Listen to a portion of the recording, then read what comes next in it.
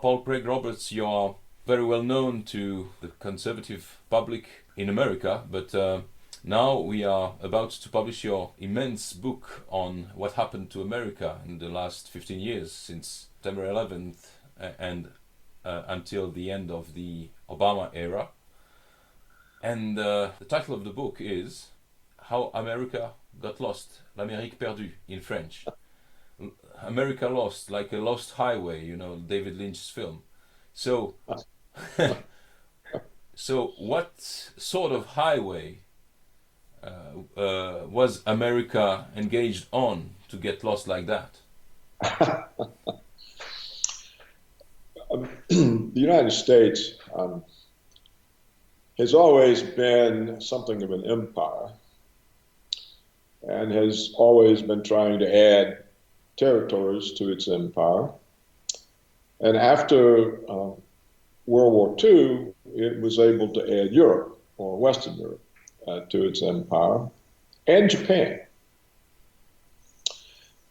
And was checked from going any further by the Soviet Union, which was an equally powerful military state. And so during the second half of the 20th century, until the Soviet collapse in 1991, the empire impulse of Washington was checked by the Soviets. Now, when the Soviet Union collapsed, this removed constraint on United States power. And it instantly began thinking of itself as the uni-power, the world's only superpower. And from this came the neoconservative ideology of American world hegemony. The neoconservatives concluded from the collapse of communism that history had chosen the United States as the only viable political economic system, and that it was the responsibility of the United States to impose this system on the world. And this neoconservative ideology suited many of the powerful private interest groups. It suited the military security complex. Yeah. Because they knew their budgets would be safe forever, because they were worried with the Soviet collapse whether all the funding for the military security complex would continue. Well, now the neoconservatives have given them a new justification, American world hegemony. This suited the financial sector because the American financial sector has always intended to exercise financial hegemony over the rest of the world. So, this suited, of course, the oil companies who could control the energy flows, and it suited the global corporations who could dictate the policies of other countries, force them out of self-sufficiency into monocultures, producing for export. So the whole thing suited the American power structure as well. yes, but when we read your chronicles of that time, it appears that the benefits for the United States, for the people in the United States, were not as high as the prices. There were no benefits for the people, only for what is now known as the 1%. Well, the fact that this system benefited the 1%, not the 99%, and that it continued for a quarter of a century, for 25 years, meant that the vast bulk of the American population had no real income gains. In fact, they had real income losses, that the average real median family income today is less than it was 20 or 30 years ago.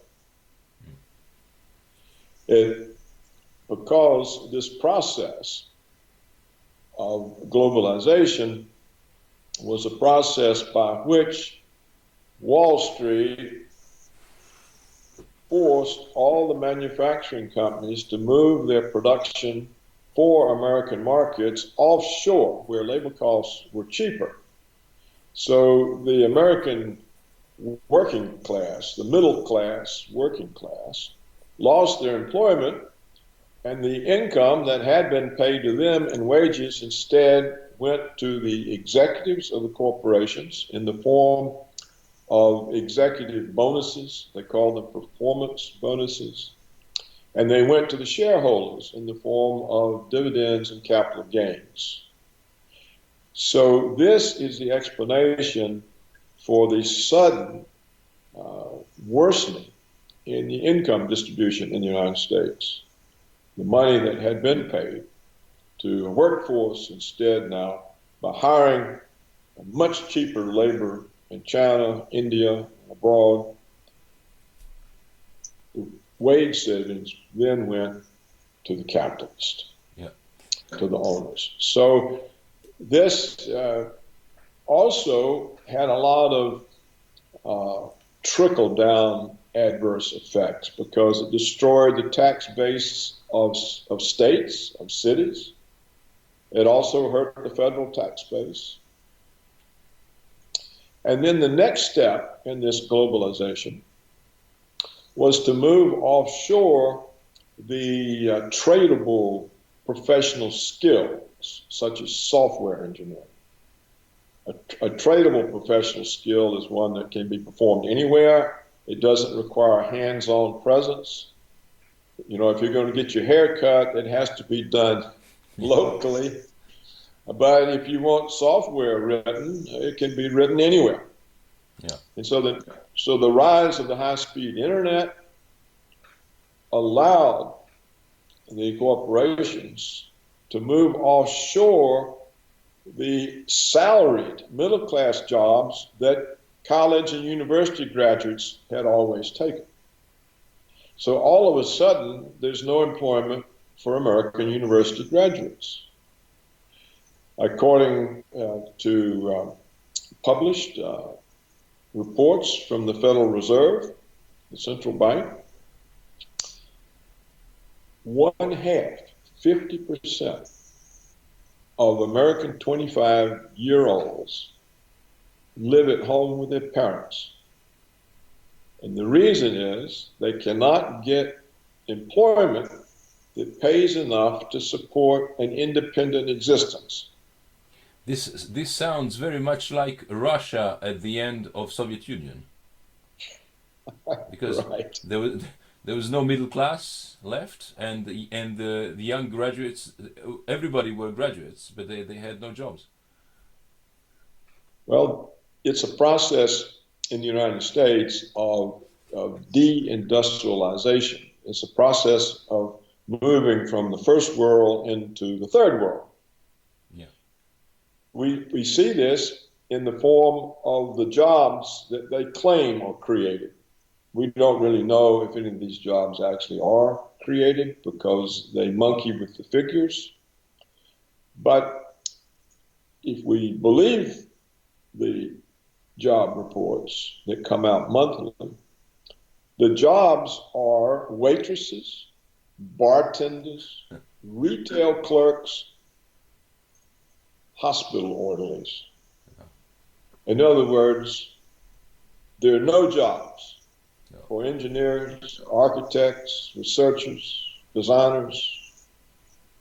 So what we have done in the last 25 years by moving first the manufacturing jobs and now the professional skill jobs such as software engineering offshore is to destroy the ladders of upward mobility that had made the United States an opportunity society in which people could rise.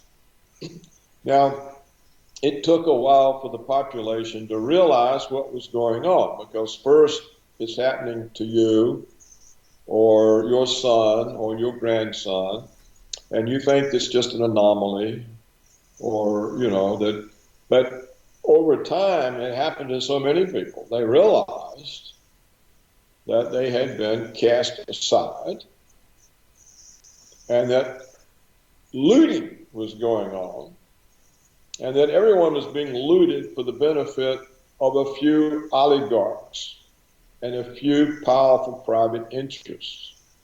And it was only a couple of years ago that the former president of the United States, Jimmy Carter, stated publicly that the United States no longer had a functioning democracy. It was an oligarchy. Yes. This was an absolutely truthful statement. And so what explains the recent presidential primaries and recent presidential election in the United States is that the vast majority of the states, the people in the country, the Americans who are known as living in the flyover country, that is the great bulk of the country between the East and West Coast. Yeah. These are the people have really suffered. And so what we saw in this last election was a rebellion.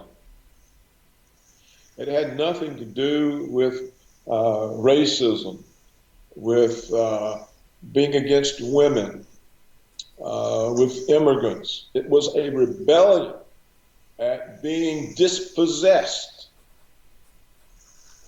Yeah. So for 25 years, the oligarchs have dispossessed the people who live in the vast bulk of the country. Yeah. And this was a rebellion. You could see it in the primaries, because Donald Trump, we don't know what he will do, but he presented himself as an opponent of the oligarchs, and he acknowledged publicly what had happened to the people. Yeah. And said he would stand with them. Well, no other Republican candidate said that. So they are also part of the oligarchy then? Yes.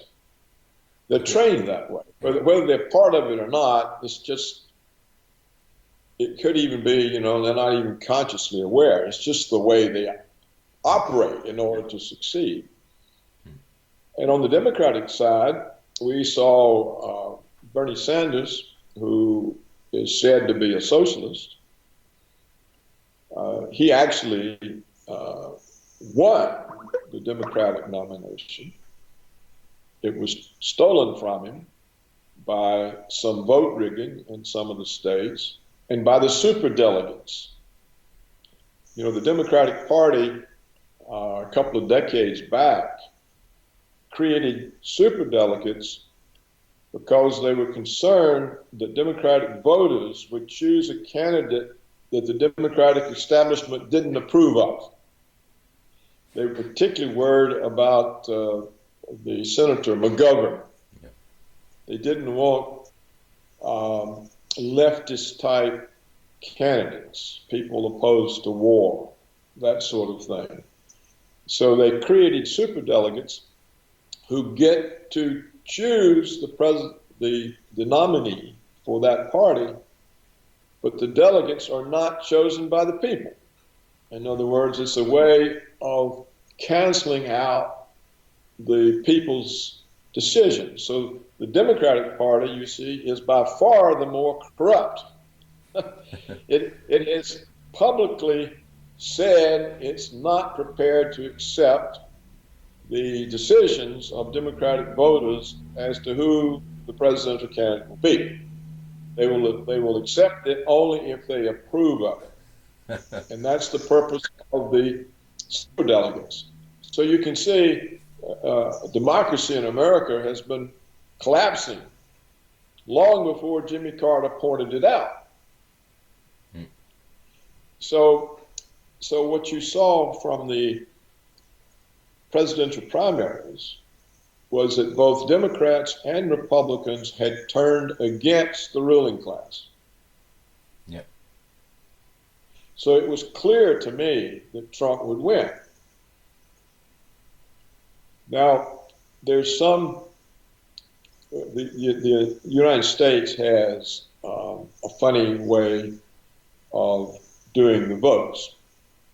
In order that every state has a voice, they have what's called an electoral college. So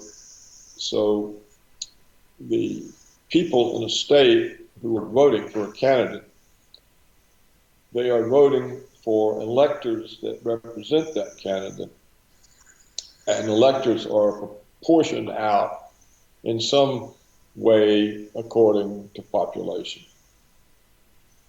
So it's possible in the United States to win the vast majority of the states and not win the popular vote, because you can carry just a few states that are heavily populated, such as New York and California,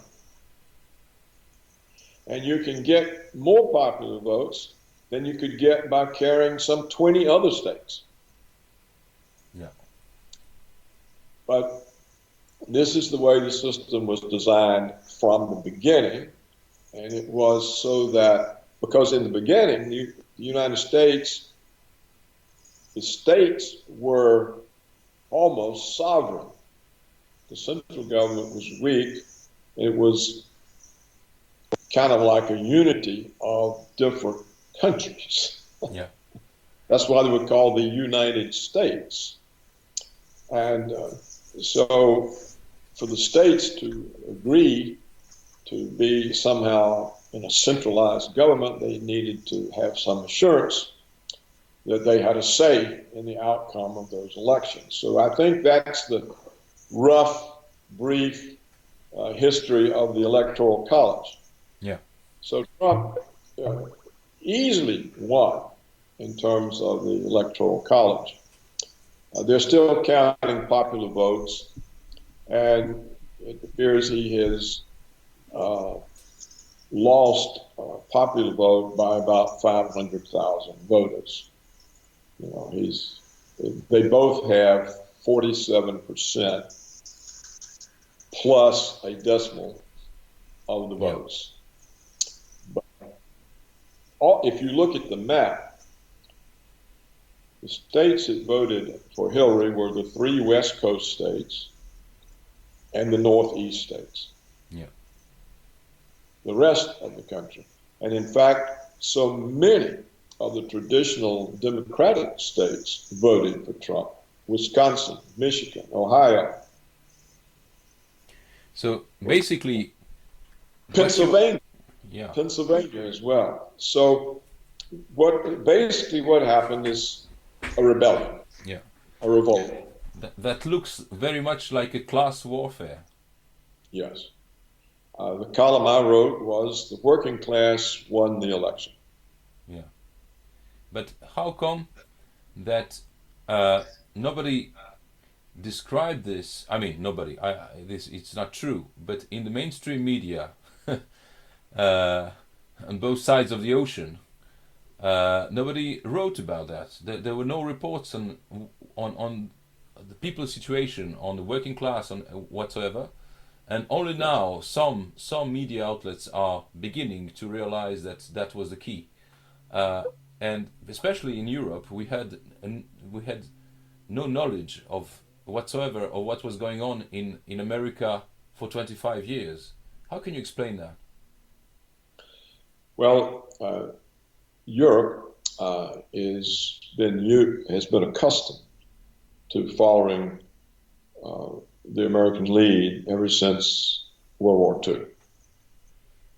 So whatever the New York Times says, or CNN, or ABC, or that is the truth, they think. So they repeat it. That's one reason. That goes all the way back to the end of the war. Another reason is that under the Clinton administration in the 1990s, the government permitted 6 mega corporations, huge corporations, to buy up and concentrate in 6 holdings 90% of the American media. This was against the Sherman Antitrust Act. It's against American tradition. The United States always had an independent and dispersed media. A great bulk of it might be conservative during certain periods of history. In more modern times, it was liberal, you know.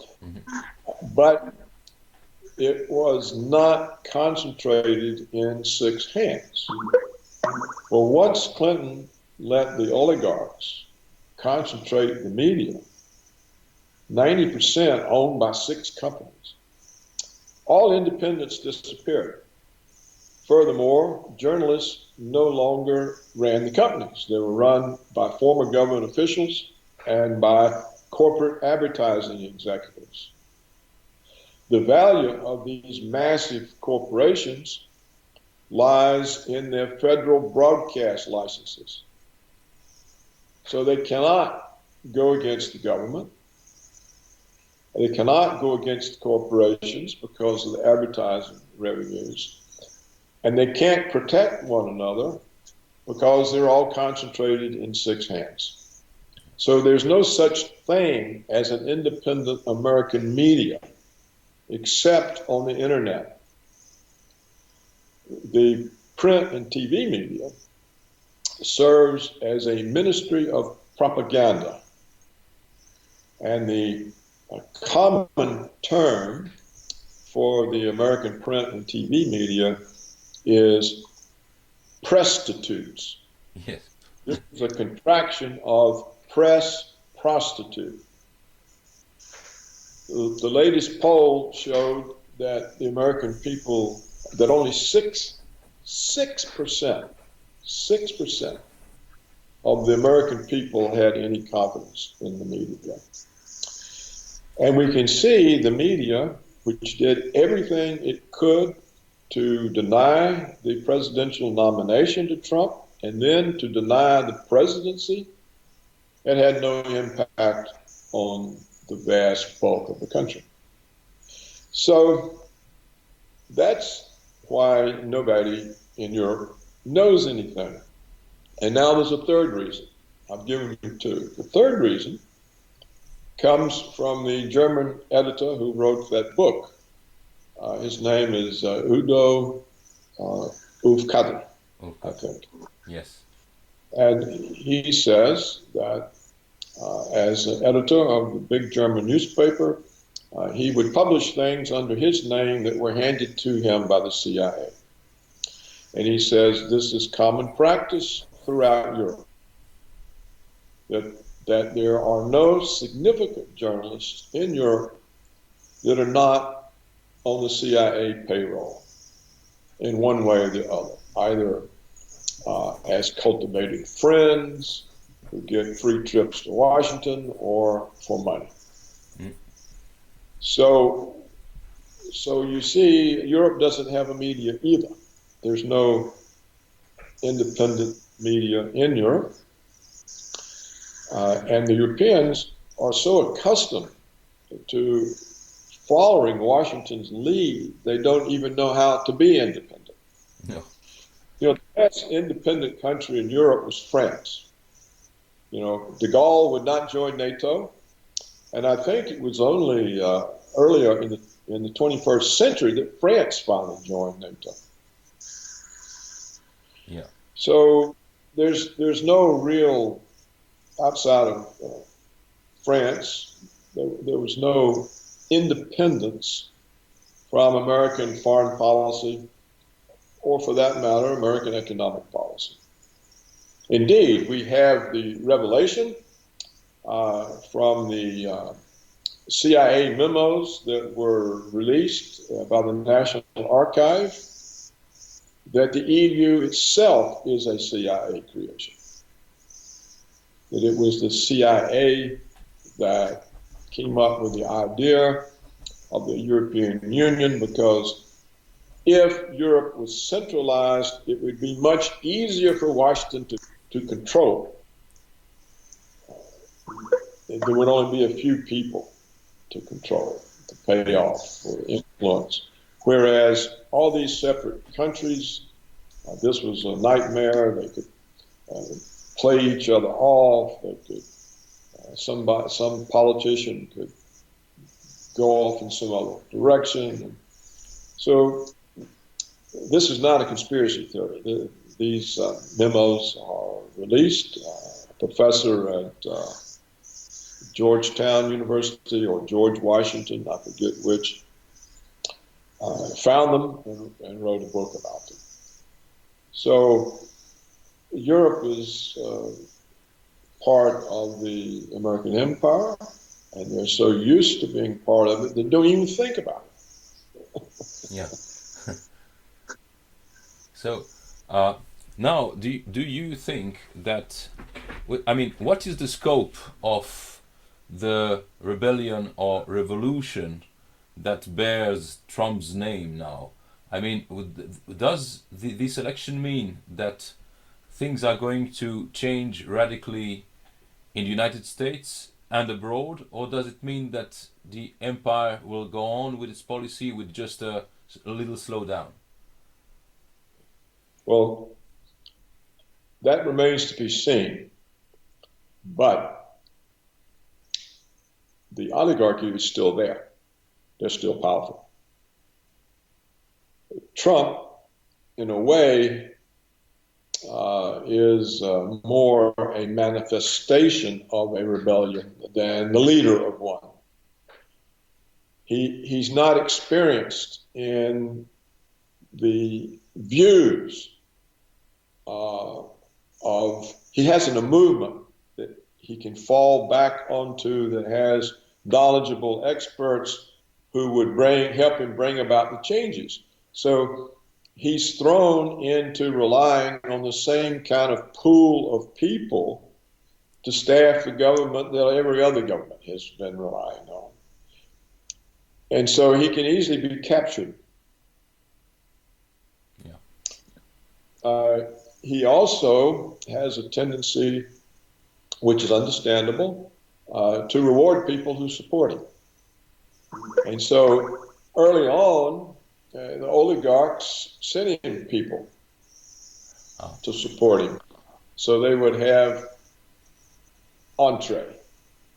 And we see in the press speculation that he might appoint Rudolph Giuliani as the Secretary of State.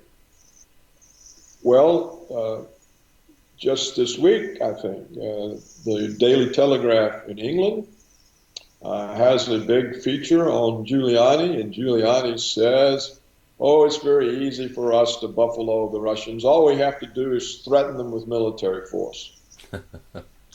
This is the opposite of what Trump has said. Yeah. So how can he be the Secretary of State? Another candidate that the speculation is about is John Bolton. John Bolton is one of the most extreme of the neoconservative warmongers, running around threatening other countries. Do as we tell you, or we'll bomb you into the Stone Age.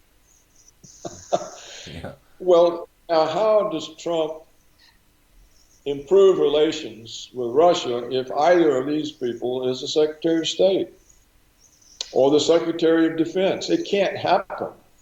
No.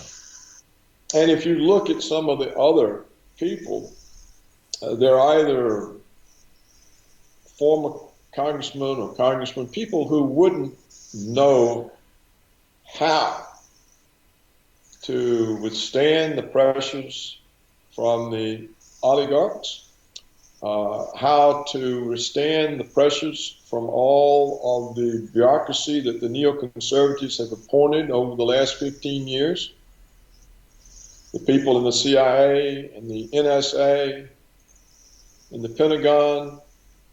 You know, he's up against a very powerful established force. And it remains to be seen whether he can get the kind of appointees who will let him make these changes. Because the military security complex, it doesn't want a war with Russia, but it likes having Russia as an enemy. Yeah. Because, see, we have this enemy. We have to have another $1 trillion to spend on us, on our weapons. So we got to have more power. The NSA, we got to have more power. We have to spy on everybody. Yeah. From the time they, 25 hours a day. We got to even know when the Americans are asleep, what they're dreaming about. And then Trump's other important goal, which is to bring back middle-class jobs to Americans. The global corporations don't want that. That means less profits, less performance bonuses, less capital gains. And so how does he actually achieve these things? And even though the House and the Senate are also under Republican control, in other words, this whole government is Republican. The Democrats are, Obama is seen as such a disaster that the Democrats will simply eliminate from the government. They're not in the House. They can't control the House. They can't control the Senate. They can't control the executive branch. So, but still, the Republicans in the House and Senate are indebted to the oligarchs for their campaign financing. That's who finances the campaigns. If you're a senator or a representative, you have to have money to put out all your advertisements and your television. And who gives that? Wall Street, the banks, military security complex, Monsanto, agribusiness, the energy companies. You see what I'm saying? The Israel lobby. The Israel lobby is very powerful. So these powerful interest groups are still there. They control the House, the Senate. So what can he do? It's not clear he can do anything. And if he fails, then what happens to the American people? Do they simply get demoralized and give up? Or are they harder pressed than ever and they get more angry and turn to violence? So what's the answer? It remains to be seen. Yeah. I think they'll turn to violence because they're being too hard pressed economically. You see, in many ways, we've already talked about they've lost their jobs. Their children and grandchildren have no prospects. The older Americans who saved for retirement and expected to be able to supplement their meager Social Security benefits with their savings, there's been no interest income on savings for 8 years. They've been forced to draw down their capital, not live off of its earnings. So the whole country is being impoverished. And then they watched how the Obama regime saved the big banks and let all the homeowners flush down the toilet. Yeah. So they know the system is against them. So if Trump can't somehow provide a better deal for these people, I don't think they'll just get demoralized and quit because they're too hard pressed. I think they'll get more angry. And if they try to oppress. The United States is a big country geographically, and Trump's opponents are thin lines on each coast. The rest of the country is his. So I think if they don't make an accommodation with Trump and don't let him bring about these changes, they'll be faced next time with a more violent outpouring, more violent candidate. And if any of these neoconservative warmongers get in the State Department or the Pentagon, we won't have to worry about it because the conflict with Russia will end it all. You cannot convince a powerful country like Russia that you're going to attack them and have them just sit there and wait. No. They won't do it. And Putin has given them already warning after warning, and they don't hear. So if Trump is unsuccessful in establishing friendly, stable relations with both the Soviet Union and the China, then Europe can kiss itself goodbye. It's just not going to be there. And neither is the United States. So we come down to the biggest hope, which is conflict that the neoconservatives recreated with Russia after Reagan and Gorbachev ended it. You have to remember Reagan's two goals: to stop the stagflation that was ruining the economy and to end the Cold War because of the danger of nuclear weapons.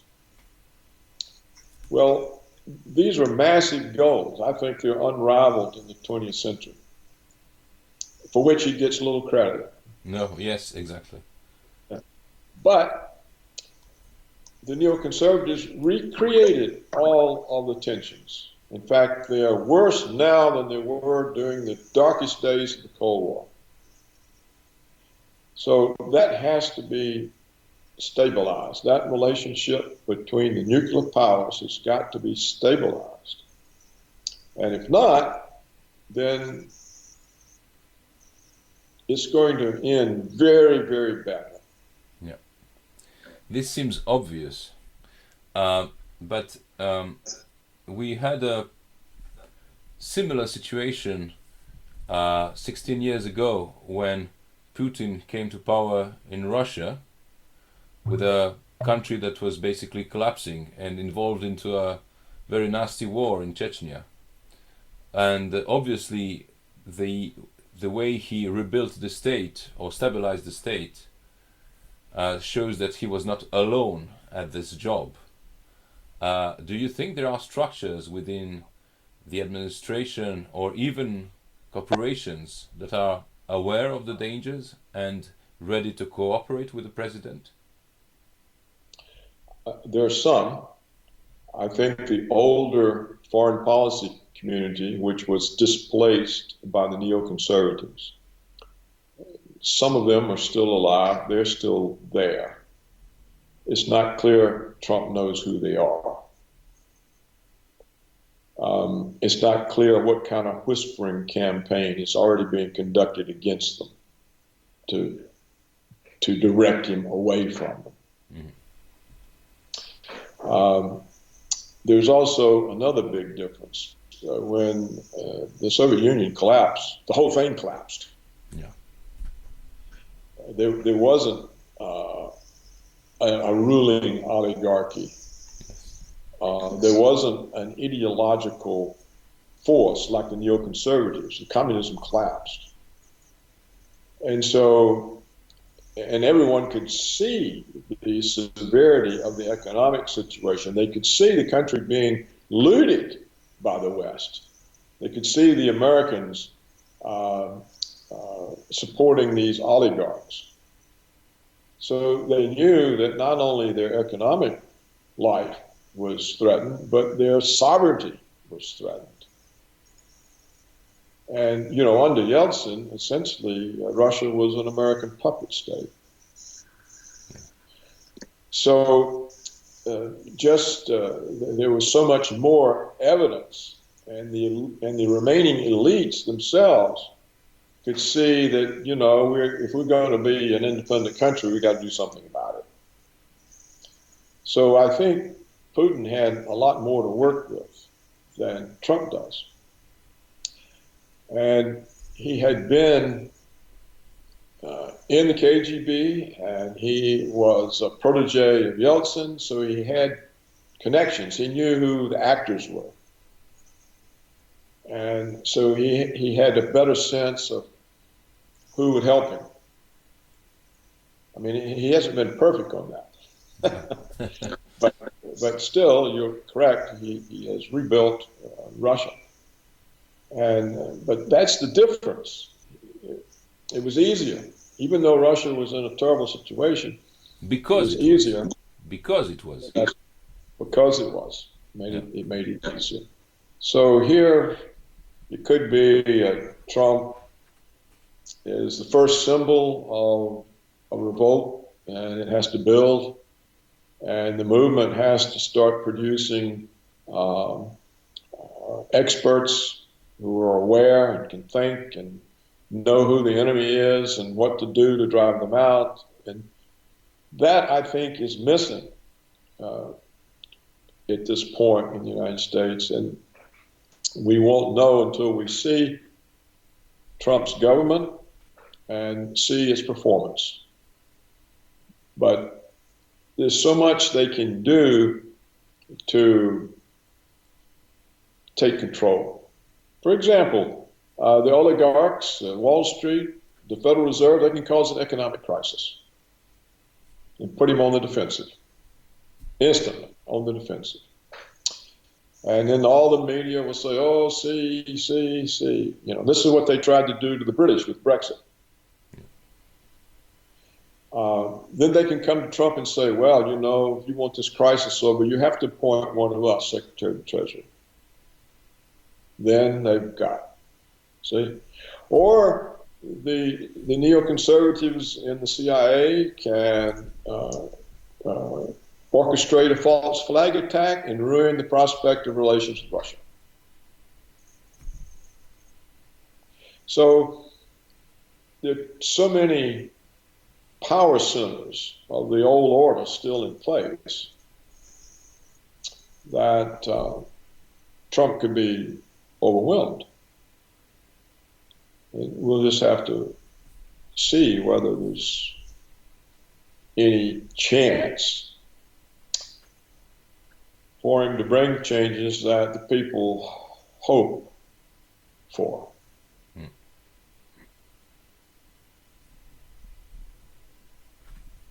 Perfect. I think it's fundamental. Yeah, it's fundamental for people here to hear that. We're having very harsh debates here in Europe about the way the media have blackened out everything that was going on in the United States and all over the world. I mean, in Syria, everywhere. And now it seems to me that they are utterly frightened with how they're being overwhelmed and pushed aside by the electronic media, the internet media. We have a publishing house and as well a newsletter, an internet newsletter that is named the Anti-Press. And these last months, it was a confidential letter, but these last months I saw that we had lots of new subscribers who came very often from the media, the media's corporations, the profession, because they are frightened simply, and they are losing their jobs because the advertisement revenue is not as high as it used to be. And they're losing readers because they write bullshit, and when you lose readers, you lose the ads as well. So they are in a very bad bad position, and they are very upset and very nervous, and we think that we have to multiply such testimonies as yours to show the scope of the matrix, because people can't believe how deep and how wide it is. That's That's yeah. right. And there are two other aspects of this that we can include. NATO. Donald Trump said that he sees no point of NATO 25 years after the Soviet collapse. Well, NATO in Europe, of course, means power and money and influence for the European ruling class. And so they are all meeting last week. Oh, what are we going to do? What are we going to do? Trump's going to abandon the Western alliance. We have to oppose him. Blah, blah. Well, the Western alliance is a threat to Europe because it's a threat to Russia. And the last thing Europe wants to do is to present itself as a threat to Russia. But that's what NATO does, and that's what NATO was used for by the Obama regime. All of these missile bases on Russia's border, the troops stationed, the military exercises. What NATO presents as a threat to Russia, it is a threat to Europe, because Russia can annihilate Europe in 5 minutes, all of it. So you have this problem that you've got these people in Europe that are tied in to the NATO organization, which is part of Washington's way of controlling Europe, and they don't want to let go. They'd rather have the risk of provoking Russia than to be safe.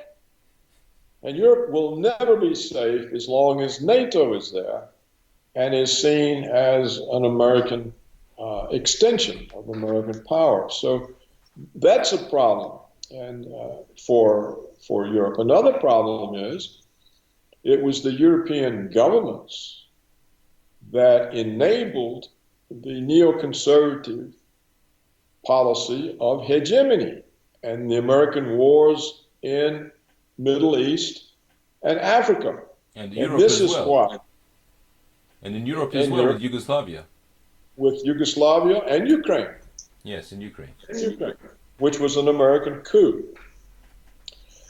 So, but look at the consequences for Europe of enabling Washington's wars. You're overrun with immigrants. And you have all these problems. And what are you doing with these millions of immigrants that essentially are creating all kinds of problems all over Europe? So that's what you get for being an American puppet. That's your reward. Is Washington helping you with the immigrants? No. Neither do the Saudis and people who are funding all that.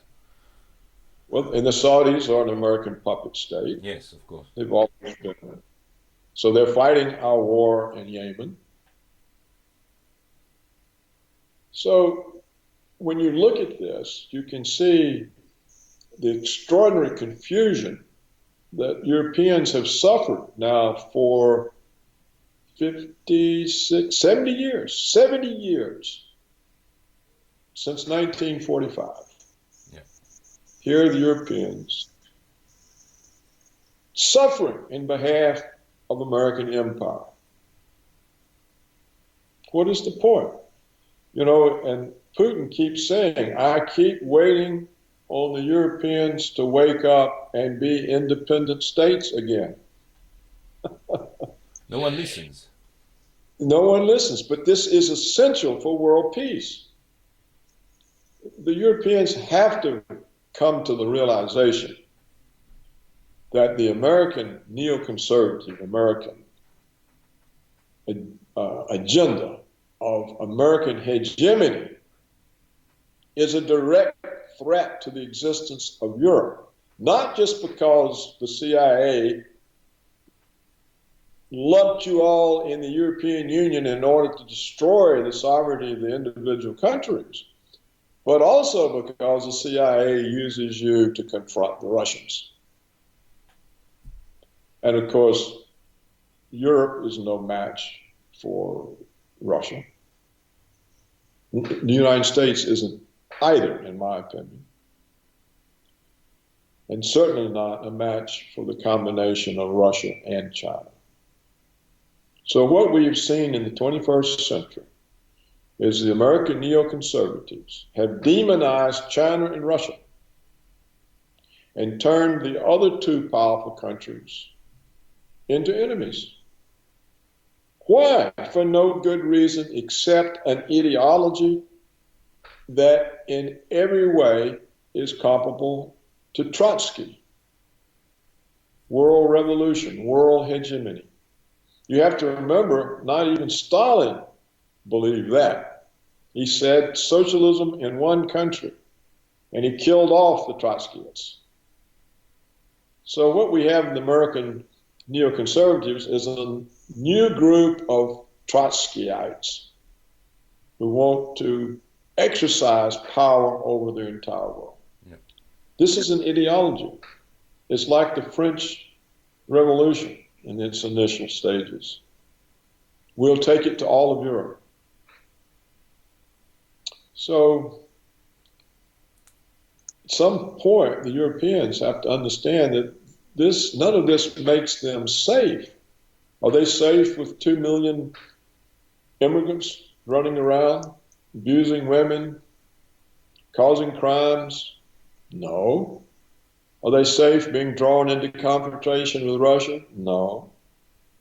Are they safe being forced to hurt their own economies by abiding with American sanctions? No.